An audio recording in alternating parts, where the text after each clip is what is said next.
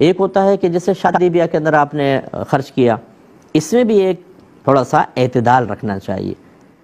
جی پٹاخے پھوڑے ہم نے کتنے؟ 10 لاکھ کے، لا حول ولا قوت۔ ایک تو لوگوں کو اذیت، لوگوں کو تکلیف، دھما دھم۔ میں بعض اوقات اپنی بلڈنگ میں کام کر رہا ہوتا ہوں تو باہر وہ قریبی ہال وغیرہ ہے تو وہ کوئی آ جاتی ہے بارات، کبھی کبھی تو 1:30 بجے، 2 بجے، 2:30 بجے، اور اتنے زبردست دھماکے کہ میں آپ کو بتا نہیں سکتا ہوں۔ اچھا چلو ایک دھماکہ ہو گیا نا، آدمی تھوڑا سا ہلتا ہے، تھوڑا نارمل ہوا، پھر کام شروع کیا، دوسرا، تیسرا، چوتھا، حتیٰ کہ 10 منٹ 15 منٹ تک دھماکے دھماکے اور ہلڑ بازیاں، شور شرابہ۔ بعض اوقات ایسا ہوتا ہے، اس میں کیا لوگوں کی دعائیں حاصل ہوں گی؟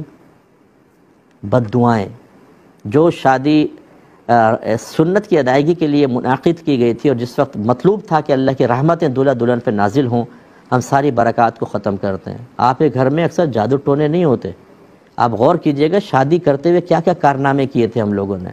ان کی نحوستیں، لوگوں کی بد دعائیں، ان کی دل آزاریاں، مریضوں کو آپ تنگ کرتے ہیں، سوتے ہوئوں کو جگا دیتے ہیں، بچے اڑ جاتے ہیں تو صبح ڈیوٹی پہ ماں باپ نے جانا ہے، وہ ساری رات نہیں سوتا، ان کو ڈسٹرب کرتا ہے، تو آپ کو انعام ملے گا آخرت کے اندر۔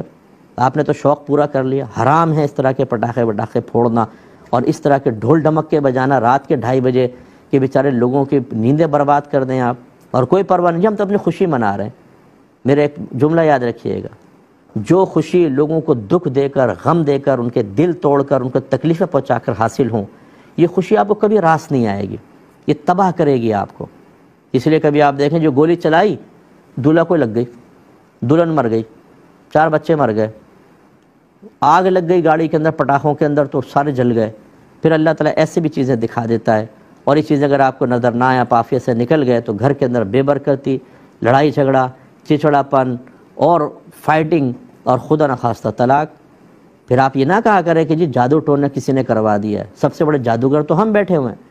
کیوں نہیں آپ نے شادی بیاہ کے موقع پر ان مبارک چیزوں کو اختیار کیا کہ جن سے شادی کے اندر برکت پیدا ہوتی؟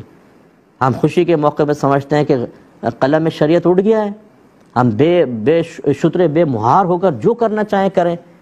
اسی طرح بعض غم کے اندر بھی ایسے ہی ہوتا ہے، کلمہ کفر کہہ رہے ہیں، الٹی سیدھی حرکتیں کر رہے ہیں، اب ان کو کوئی سمجھا نہیں سکتا کیونکہ جی غم میں سمجھائیں گے تو لڑنا شروع کریں گے، کلمہ کفر نکال دیں گے۔ خوشی ہو یا غم، دونوں مقام پہ اللہ رسول کی تعلیمات کو فوقیت دینا یہ ہم پر فرض ہوتا ہے۔ تو یہ پٹاخے وغیرہ کے اندر مال ضائع کرنا اور بیجا اس طرح مطلب ہے کہ بہت ہی زیادہ ڈیکوریشن کرنا اگرچہ اس کی اجازت ہے، میں اس کو منع نہیں کہہ رہا ہوں، لیکن ایک لیمٹ تک کریں، ٹھیک ہے نا، ایک خاص احتیاط تک کریں۔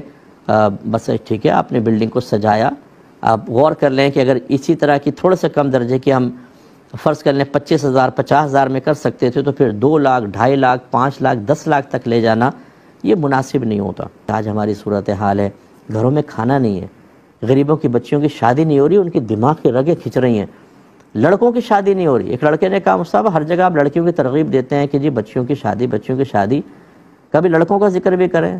میں نے کہا خیریت کیا ہوا؟ کہنے لگے میری امی نے کہا 5 لاکھ روپے دو گے تو شادی ہوگی ورنہ نہیں ہوگی، نہ 5 لاکھ جمع ہو رہے نہ شادی ہو رہی ہے۔